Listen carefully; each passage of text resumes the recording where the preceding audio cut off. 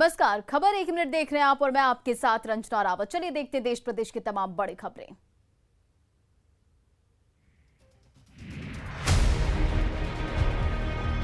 गोपालगंज में गुलाब चक्रवात का असर देखने को मिल रहा है।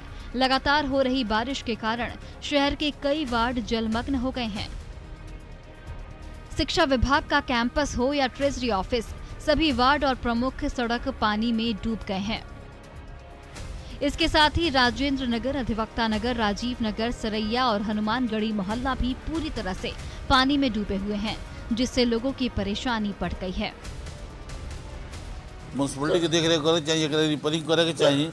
ये माला के जब बारिश हो रहा है, आज बारिश हो गई, तीन दिन ले पानी जमा रही। हमनी के आवे जाए वाला लोग के बड़े बुरा हाल बा। नाली पतला बा, एक के चलते पानी डाकघर के तक लेके पानी, सड़क पर के बाद कचहरी के पानी भी नहीं आवेला। बारिश के कारण लोगों की परेशानी काफी बढ़ गई है। लोगों का कहना है कि उनका घर से निकलना मुश्किल हो रहा है।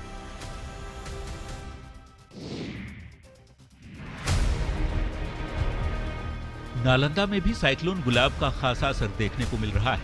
कतरीसराय से पटोरिया गांव जाने वाली सड़क पानी के तेज बहाव से 4 जगहों पर कट चुकी है, जिससे लोगों को आने जाने में काफी परेशानियों का सामना करना पड़ रहा है। पानी के तेज बहाव की वजह से बिजली के पोल भी उखड़ गए, जिससे इलेक्ट्रिक की सप्लाई बाधित हो रही है। गांव जाने का रास्ता कट गया पूरी तरह से, और ये बार बार कटता है ना। ये जो जमींदारी बांध दिख रहे हैं, इतना क्षतिग्रस्त हो चुका है कि बाढ़ का जो दबाव है, भार है, वो झेल नहीं पाता है, जिसके चलते बार बार हमारे गांव में पानी घुस जाता है। गुलाब चक्रवाती तूफान के असर के चलते बिहार में 30 सितंबर को खत्म होने वाला मानसून अब बढ़कर 7 अक्टूबर तक चला गया है। गुलाब तूफान का आंशिक और पूर्ण असर बिहार के कई जिलों में साफ देखने को मिल रहा है।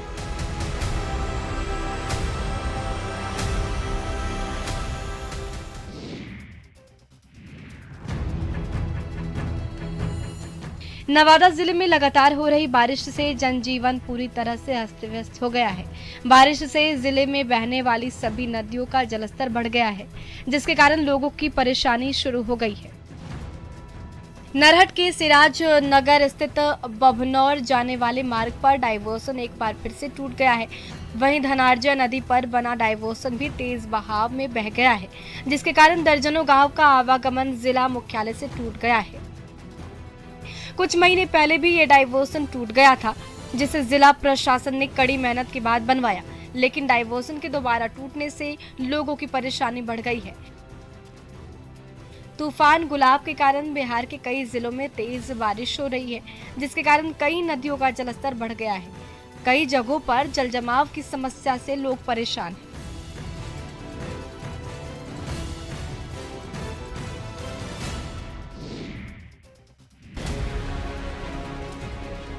बांका का लाइफलाइन कहा जाने वाला चांदन पुल टूटने के 2 साल बाद भी नहीं बन पाया है। नदी में जलस्तर बढ़ने के साथ ही करोड़ों का डायवर्सन बह गया है, जिसके बाद लोगों को आने जाने से रोक दिया गया है। हालात ये हैं कि 4 प्रखंड के लोगों का सीधा संपर्क टूट चुका है। उन्हें जिला मुख्यालय तक पहुंचने के लिए कम से कम 40 किलोमीटर अतिरिक्त दूरी तय करनी पड़ेगी। बहुत ज़्यादा दिक्कत है आने जाने के लिए। मान ली किसी का अगर मान लीजिए नोटिस है, कचहरी का काम है, उसको आने जाने के लिए कैसे जाएगा? प्रशासन क्या कर रही है? आज 3 साल से हम लोग यही देख रहे हैं, यही बन रहा है, यही बन रहा है। मेन चीज़ है आपका यहाँ का आवागमन, और आवागमन ही ठीक नहीं है। दरअसल पुल ध्वस्त होने के बाद से लोगों को आने जाने में दिक्कतों का सामना करना पड़ रहा है। लोगों ने जल्द से जल्द यातायात व्यवस्था दुरुस्त करने की मांग की है।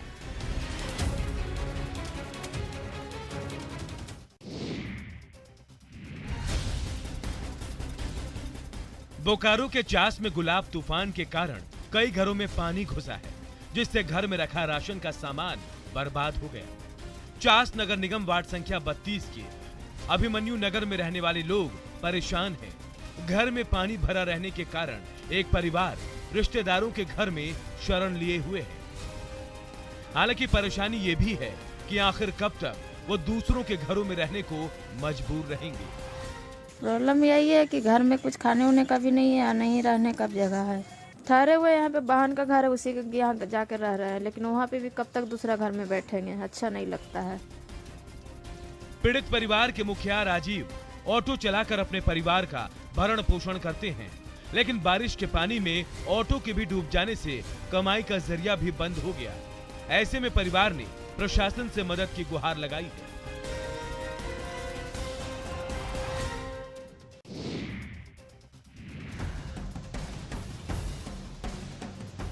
धनबाद में गुलाब चक्रवात की वजह से 2 दिनों से लगातार तेज बारिश हो रही है। इससे पूरा जनजीवन अस्त व्यस्त हो गया है।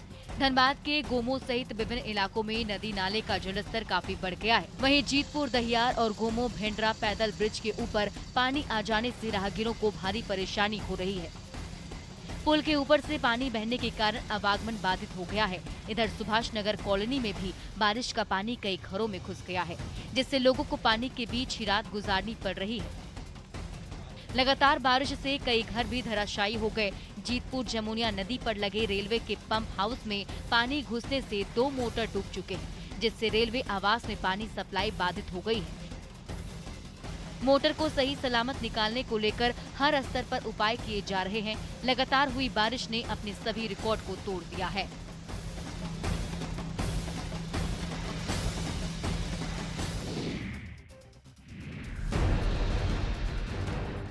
चक्रवात गुलाब की वजह से देवघर में भारी बारिश से लोगों की मुश्किलें बढ़ गई हैं। दर्जनों मोहल्ले पानी में डूबे हैं, तो वहीं पौराणिक महत्व वाले शिवगंगा का जलस्तर भी बढ़ गया है। लेकिन प्रशासन लोगों की सुरक्षा को लेकर न ही बैरिकेडिंग कर पाया और न ही जंजीर लगा पाया। ऐसे में जरा सी असावधानी जान पर भारी पड़ सकती है। बरसात होने के कारण गंगा का लेयर बहुत बढ़ गया है। जाति सब नहाते हैं, आते हैं, उनको तो पता नहीं होता है क्या है, कितना गहराई है।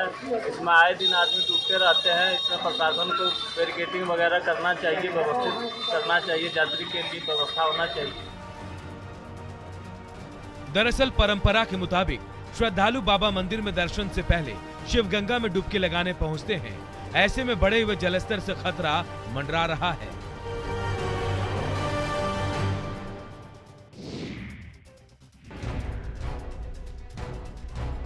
गुलाब तूफान के कारण रामगढ़ जिले में तेज बारिश हो रही है। लगातार हो रही बारिश से कई नदियां उफान पर हैं। रजरप्पा में भैरवी नदी का जलस्तर बढ़ता जा रहा है। मां छिन्नमस्ती के मंदिर के वीआईपी गेट और मुख्य द्वार के सीढ़ियों तक भैरवी नदी का पानी चढ़ गया है। भैरवी के बगल में मंदिर से सटे बने सैकड़ों बांस के बने दुकान पानी की तेज धारा में बह गए। अचानक पानी बढ़ने के कारण कई दुकानदारों को सामान हटाने का समय भी नहीं मिल पाया। दुकान के सामान बहने से दुकानदारों को हजारों का नुकसान हुआ है। भैरवी नदी पर बने छिलका पुल से 8 फीट ऊपर पानी बह रहा है। मंदिर से गोला का रास्ता बाढ़ के कारण बंद हो गया है। अभी दामोदर नदी के जलस्तर में ज्यादा वृद्धि नहीं हुई है। मंदिर ओपी की पुलिस मौके पर मौजूद है। मौसम विभाग के अनुसार 3 अक्टूबर तक बारिश की संभावना है।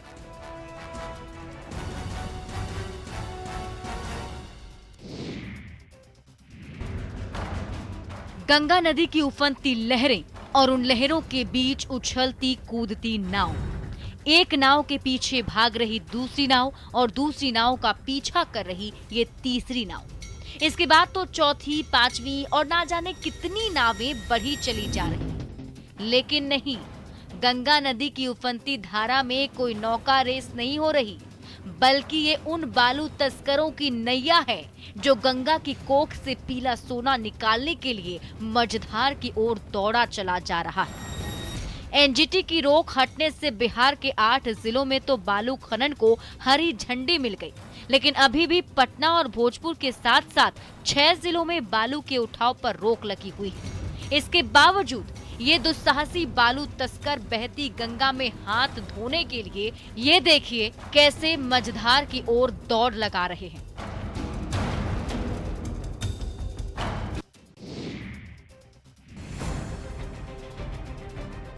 आज बिहार के 8 जिलों में बालू खनन शुरू हो गया है। बेतिया समेत 8 जिलों में बालू खनन की प्रक्रिया शुरू हो गई है। बालू घाटों की बंदोबस्ती टेंडर के जरिए होगी। वहीं बालू खनन शुरू होने से बालू कारोबारियों के साथ साथ आम लोगों में भी खुशी देखी जा रही है।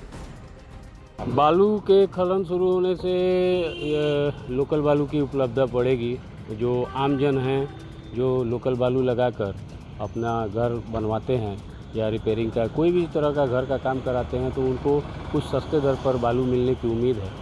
ये एनजीटी का नियम है, जब भी बारिश का समय आता है, बरसात का मौसम आता है तो हर साल लगभग 3 महीने के लिए बालू का खदान बंद हो जाता है और स्टॉक से ही बालू बिकता है। दरअसल एनजीटी की रोक के कारण बिहार में बालू खनन पर पाबंदी थी, लेकिन अब 8 जिलों में खनन की इजाजत से उन जिलों के लोगों को राहत मिली है।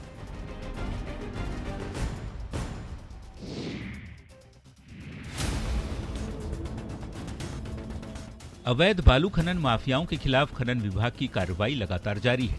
पटना के मनेर और बिहटा थाना इलाके में विभाग ने छापेमारी कर बालू लदे करीब 1 दर्जन ट्रैक्टर को पकड़ा है। सभी ट्रैक्टर पर बिना चालान अवैध तरीके से बालू की ढुलाई की जा रही थी। डीएम के निर्देश के बाद विभाग ने ये कार्रवाई की है। पटना में लगातार हम लोग कार्रवाई कर रहे हैं, चाहे ट्रैक्टर हो, चाहे नाव हो, चाहे मशीनें हो। विशेष जानकारी जो है आपको हम दे पाएंगे, अभी हमारे पास डाटा है नहीं, फील्ड में हम लोग निकले हुए थे तो, लेकिन लगातार कार्रवाई हर व्हीकल पे हो रही है। ट्रैक्टर भी पकड़ी जा रही है? जी, ट्रैक्टर भी पकड़ी जा रही है। दरअसल प्रशासन को सूचना मिली थी कि रात में अंधेरे का फायदा उठाकर खनन माफिया बालू के अवैध खनन में जुटे हैं, जिसके बाद पुलिस ने ये कार्रवाई की।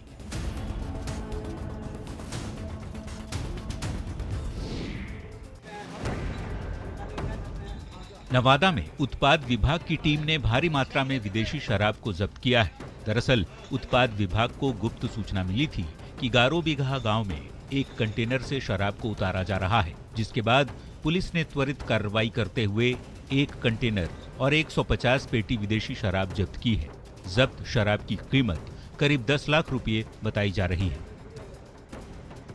उत्पाद विभाग को गुप्त सूचना मिली थी कि गारोबिगहा गांव में एक कंटेनर से शराब उतारा जा रहा है, जिसके तहत हम लोग छापेमारी किए, जिसमें एक कंटेनर को जब्त किया गया, जिसमें भारी मात्रा में विदेशी शराब को जब्त किया गया और कारोबारी भागने में सफल रहे।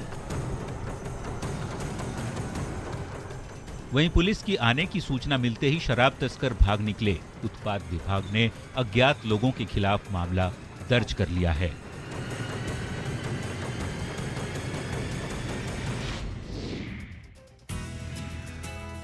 ये तस्वीर भारतीय लोकतंत्र की खूबसूरती और खासियत को दर्शाती है। जमुई जिले के अलीगंज प्रखंड के सहोड़ा पंचायत में ईंट भट्टा में मजदूरी करने वाली रेखा देवी अब मुखिया बन गई हैं। दिहाड़ी मजदूर के रूप में काम करने वाली रेखा देवी पंचायत चुनाव में मुखिया का चुनाव जीती हैं। मजदूर से मुखिया बनी रेखा देवी गांव और पंचायत के विकास के लिए काम करने का भरोसा देती हैं। पहले क्या करती थी आप? ईटा पाथी। कहाँ पर? भट्ठा पर। भट्ठा पर। अब आप मुखिया बन गई हैं तो कैसा लग रहा है आपको? खुशी हो रहा है? खुशी हो रहा है। खुशी हो रहा है। पंचायत गांव का विकास के लिए क्या करेंगी काम? सेवा करेंगे। सेवा करेंगे। मजदूरी करने वाली रेखा देवी को जनता ने मुखिया बनाया। उनकी जीत में लोगों की एकजुटता का हाथ है। ऐसे में उनसे भी लोगों को गांव में विकास कार्य कराने के साथ ही हर गरीब और जरूरतमंदों को योजना का लाभ दिलाने की उम्मीद है।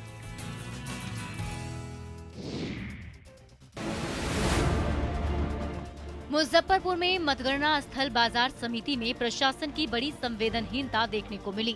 एक तरफ तो जहां तैयारियों को लेकर लापरवाही दिखी, दूसरी तरफ दिव्यांग प्रत्याशी को घुटने के बल पर रेंगने के लिए मजबूर किया गया।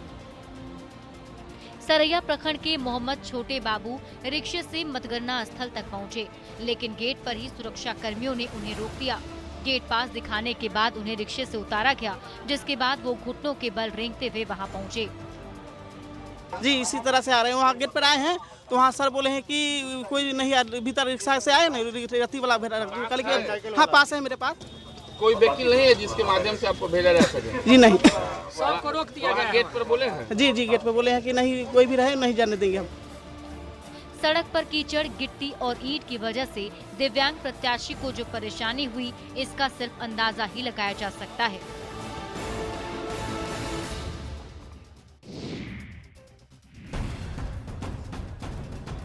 शेखपुरा में पंचायत चुनाव के 5वें चरण में वोटिंग होनी है। आचार संहिता को लेकर निर्वाचन पदाधिकारी लगातार निर्देश भी दे रहे हैं, लेकिन वोटर्स को लुभाने के लिए प्रत्याशी भी नए नए तरीके का इस्तेमाल कर रहे हैं। आचार संहिता लागू होने के बाद यहां चापाकल गाड़े जा रही हैं।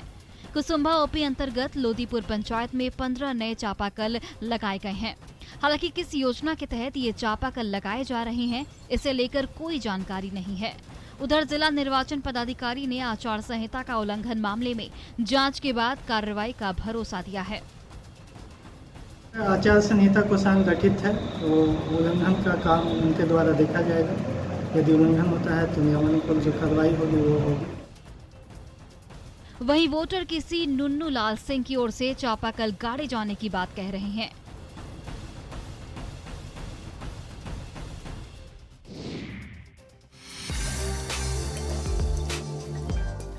दूधिया रोशनी से खादी मॉल का कोना कोना चमक रहा है।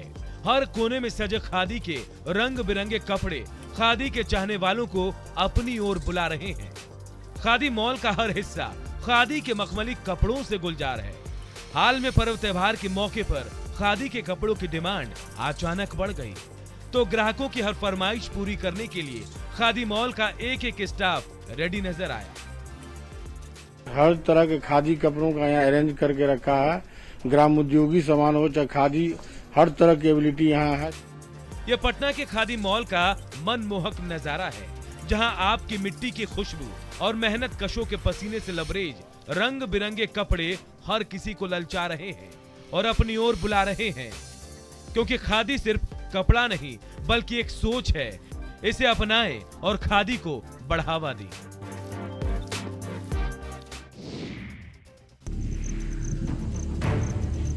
ये क्या गजब हो गया।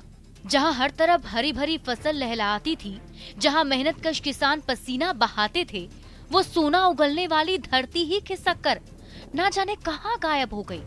उपजाऊ खेत के बीचों बीच से मिट्टी की मोटी परत ऐसी बही कि वहां विशाल काय गड्ढा बन गया और उसके ठीक ऊपर खड़ी फसलों के बीच से गिरती जलधारा ने झरने का रूप ले लिया।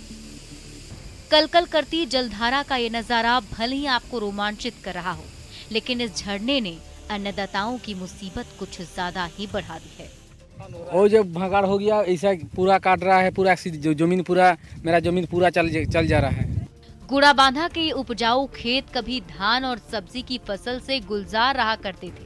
पूरे इलाके में खुशहाली और हरियाली का बसेरा था, लेकिन तबाही की बारिश ने रत्न गर्भा धरती को अंदर तक खोखला कर दिया। और फिलहाल इस बुलेटिन में इतना ही। बने रहे आप न्यूज़ 18 बिहार झारखंड के साथ।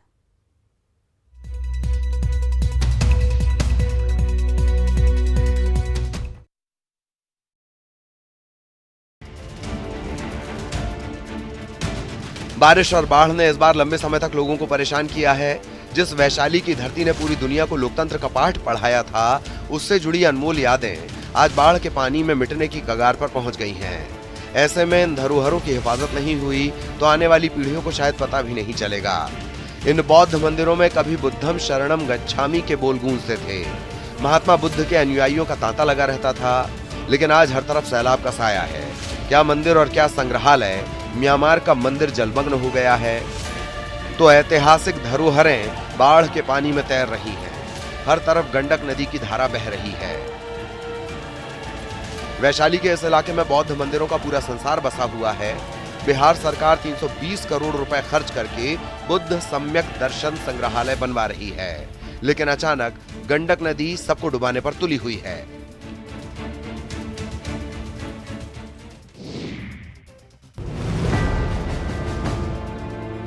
बगहा में न्यूज 18 की खबर का बड़ा असर हुआ है। न्यूज 18 पर खबर चलने के बाद प्रशासन ने रामनगर अंचल अधिकारी के नेतृत्व में आनन फानन में एक टीम का गठन किया है। ये टीम दोन के 2 पंचायतों के 26 गांवों का निरीक्षण कर नुकसान का आकलन करेगी और राहत देगी। न्यूज 18 ने खबर दिखाई थी कि कैसे दोन इलाके के लोग मरीजों को खाट पर लेकर पैदल अस्पताल जाते हैं और करीब 25 किलोमीटर का सफर उन्हें पैदल तय करना पड़ता है। उस क्षेत्र में जो भी लोगों की कठिनाइयाँ है, जैसे किसी का घर कट गया है, आवासीय घर कटा है, पशु शेड कटा है, रास्ता कटा है, कलवर्ट पुल पुलिया कटा हुआ है, और नियमानुसार यथोचित कार्रवाई करते हुए उन लोगों को सारी सुविधाएं उपलब्ध कराएगी। पहले जंगल और फिर कई नदियों को पार कर लोग अपने परिजनों का इलाज कराने जाते हैं। पहाड़ी इलाके में सभी रास्ते टूट चुके हैं। गांव में इलाज का कोई इंतजाम नहीं। मजबूरी में लोग जान जोखिम में डालकर सफर कर रहे हैं। अब स्थिति बदलने की उम्मीद है।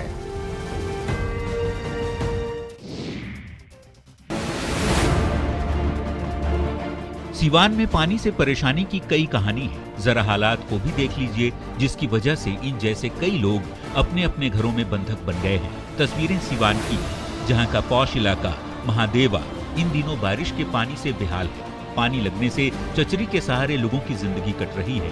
वे जरूरी कामों के लिए ही घर से निकल रहे हैं और जिनके पास चचरी के पुल का सहारा नहीं है, वे घुटनों तक पानी लांघकर अपनी राह तय करने को मजबूर है। जी, बारिश का पानी लगने से लोगों की जिंदगी नर्क बन चुकी है। उन्हें बीमारी का डर सता रहा है। अगर ये कहा जाए कि लोग जल कैदी बन गए हैं तो गलत नहीं होगा, वो भी तब जब ये मोहल्ला बीजेपी के पूर्व सांसद ओम प्रकाश यादव सहित कई वीआईपी लोगों का है।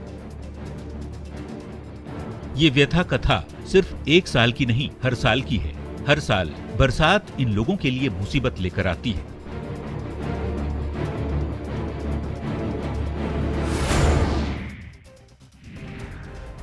गोपालगंज में गंडक के जलस्तर में कमी जरूर आ रही है, लेकिन बाढ़ पीड़ितों की परेशानी अभी कम नहीं हुई है। 4 दिन पहले गंडक बराज से 4 लाख क्यूसेक पानी छोड़ा गया था। ये पानी अब धीरे धीरे कम होने लगा है। हालांकि गोपालगंज में गंडक के निचले इलाकों में अभी भी बाढ़ जैसे हालात हैं। माचागढ़ प्रखंड का गोसिया और निमुया पंचायत बाढ़ से बुरी तरह प्रभावित है। यहाँ के बाढ़ पीड़ितों के सामने मवेशियों के लिए चारे की समस्या बड़ी है। कुल मिलाकर फिलहाल लोगों को राहत मिलती नहीं दिख रही। माचागढ़ प्रखंड के गौसिया पंचायत के वार्ड नंबर 14 का हाल बुरा है। यहाँ पर सैकड़ों घर बाढ़ के पानी में डूब गए हैं। बाढ़ प्रभावित गांव का जिला मुख्यालय से संपर्क टूट गया है। आने जाने के लिए सिर्फ नाव ही सहारा बचा है। गंडक के निचले इलाकों में लगातार पानी फैल रहा है। डीएम और एसपी भी लगातार तटबंधों पर निगरानी रख रहे हैं। सबसे मुश्किल है कि आने जाने के लिए सिर्फ नाव ही सहारा बचा है। गंडक के निचले इलाकों में लगातार पानी फैल रहा है। बगहा में गंडक नदी के जलस्तर में रिकॉर्ड गिरावट दर्ज की गई है। वाल्मीकि नगर गंडक बराज से फिलहाल 2,20,000 क्यूसेक पानी का डिस्चार्ज हो रहा है। बरसात के दिनों में ये जलस्तर सामान्य माना जाता है। जलस्तर में गिरावट से निचले इलाकों में पानी निकलना शुरू हो गया है। इसके साथ ही गंडक नदी में नाव का परिचालन भी शुरू कर दिया गया है। अब थोड़ा मिला है, पानी ज्यादा आया हुआ था, पानी से सब लोग तबाह थे। अब थोड़ा थोड़ा पानी घट रहा है, अब थोड़ा थोड़ा अच्छी हो रहा है। इसके पहले 2 दिन गंडक के साथ साथ सिकहरना नदी जमकर कहर बरपा रही थी। इलाके में हुई भारी बारिश के बाद सिकहरना नदी के जलस्तर में बढ़ोतरी ने नई मुसीबत खड़ी कर दी थी। लौरिया गोनौली मुख्य मार्ग पर बाढ़ का पानी आ गया था। बावजूद इसके लोग पानी के बहाव में जान जोखिम में डालकर आवाजाही कर रहे थे, जिससे खतरा बना हुआ था। हालांकि अब स्थिति सामान्य है।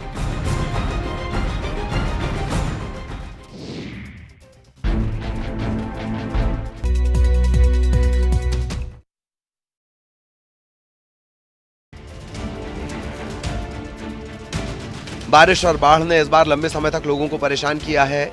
जिस वैशाली की धरती ने पूरी दुनिया को लोकतंत्र का पाठ पढ़ाया था, उससे जुड़ी अनमोल यादें आज बाढ़ के पानी में मिटने की कगार पर पहुंच गई हैं। ऐसे में इन धरोहरों की हिफाजत नहीं हुई तो आने वाली पीढ़ियों को शायद पता भी नहीं चलेगा। इन बौद्ध मंदिरों में कभी बुद्धम शरणम गच्छामि के बोल गूंजते थे। महात्मा बुद्ध के अनुयायियों का तांता लगा रहता था, लेकिन आज हर तरफ सैलाब का साया है। क्या मंदिर और क्या संग्रहालय। म्यांमार का मंदिर जलमग्न हो गया है तो ऐतिहासिक धरोहरें बाढ़ के पानी में तैर रही हैं। हर तरफ गंडक नदी की धारा बह रही है। वैशाली के इस इलाके में बौद्ध मंदिरों का पूरा संसार बसा हुआ है। बिहार सरकार 320 करोड़ रुपए खर्च करके बुद्ध सम्यक दर्शन संग्रहालय बनवा रही है, लेकिन अचानक गंडक नदी सबको डुबाने पर तुली हुई है।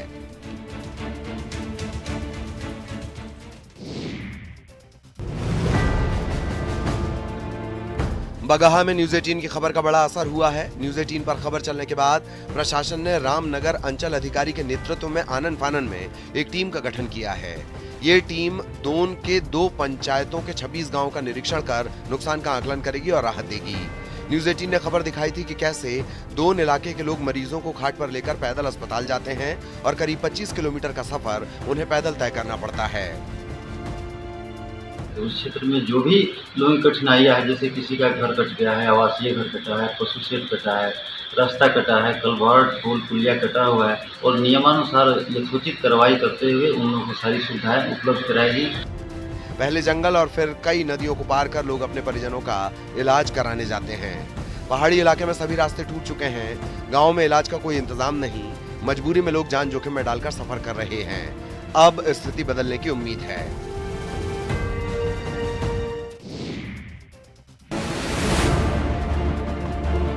सिवान में पानी से परेशानी की कई कहानी है। जरा हालात को भी देख लीजिए, जिसकी वजह से इन जैसे कई लोग अपने अपने घरों में बंधक बन गए हैं। तस्वीरें सिवान की, जहां का पौष इलाका महादेवा इन दिनों बारिश के पानी से बेहाल है। पानी लगने से चचरी के सहारे लोगों की जिंदगी कट रही है। वे जरूरी कामों के लिए ही घर से निकल रहे हैं और जिनके पास चचरी के पुल का सहारा नहीं है, वे घुटनों तक पानी लांघकर अपनी राह तय करने को मजबूर है। जी, बारिश का पानी लगने से लोगों की जिंदगी नर्क बन चुकी है। उन्हें बीमारी का डर सता रहा है। अगर ये कहा जाए कि लोग जल कैदी बन गए हैं तो गलत नहीं होगा। वो भी तब जब ये मोहल्ला बीजेपी के पूर्व सांसद ओम प्रकाश यादव सहित कई वीआईपी लोगों का है। ये व्यथा कथा सिर्फ एक साल की नहीं, हर साल की है। हर साल बरसात इन लोगों के लिए मुसीबत लेकर आती है।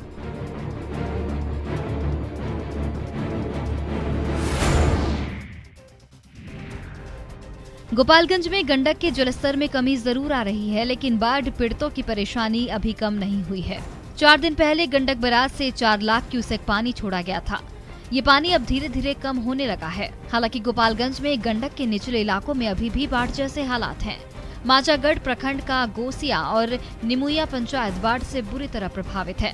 यहाँ के बाढ़ पीड़ितों के सामने मवेशियों के लिए चारे की समस्या बड़ी है। कुल मिलाकर फिलहाल लोगों को राहत मिलती नहीं दिख रही। मांझागढ़ प्रखंड के गौसिया पंचायत के वार्ड नंबर 14 का हाल बुरा है। यहाँ पर सैकड़ों घर बाढ़ के पानी में डूब गए हैं। बाढ़ प्रभावित गांव का जिला मुख्यालय से संपर्क टूट गया है। आने जाने के लिए सिर्फ नाव ही सहारा बचा है। गंडक के निचले इलाकों में लगातार पानी फैल रहा है। डीएम और एसपी भी लगातार तटबंधों पर निगरानी रख रहे हैं। सबसे मुश्किल है कि आने जाने के लिए सिर्फ नाव ही सहारा बचा है। गंडक के निचले इलाकों में लगातार पानी फैल रहा है। बगहा में गंडक नदी के जलस्तर में रिकॉर्ड गिरावट दर्ज की गई है। वाल्मीकि नगर गंडक बराज से फिलहाल 2,20,000 क्यूसेक पानी का डिस्चार्ज हो रहा है। बरसात के दिनों में ये जलस्तर सामान्य माना जाता है। जलस्तर में गिरावट से निचले इलाकों में पानी निकलना शुरू हो गया है। इसके साथ ही गंडक नदी में नाव का परिचालन भी शुरू कर दिया गया है। रात थोड़ा मिला है, पानी ज्यादा आया हुआ था, पानी से सब लोग तबाह थे। अब थोड़ा थोड़ा पानी घट रहा है, अब थोड़ा थोड़ा ऐसी हो रहा है। इसके पहले 2 दिन गंडक के साथ साथ सिकहरना नदी जमकर कहर बरपा रही थी। इलाके में हुई भारी बारिश के बाद सिकहरना नदी के जलस्तर में बढ़ोतरी ने नई मुसीबत खड़ी कर दी थी। लौरिया गोनौली मुख्य मार्ग पर बाढ़ का पानी आ गया था। बावजूद इसके लोग पानी के बहाव में जान जोखिम में डालकर आवाजाही कर रहे थे, जिससे खतरा बना हुआ था। हालांकि अब स्थिति सामान्य है।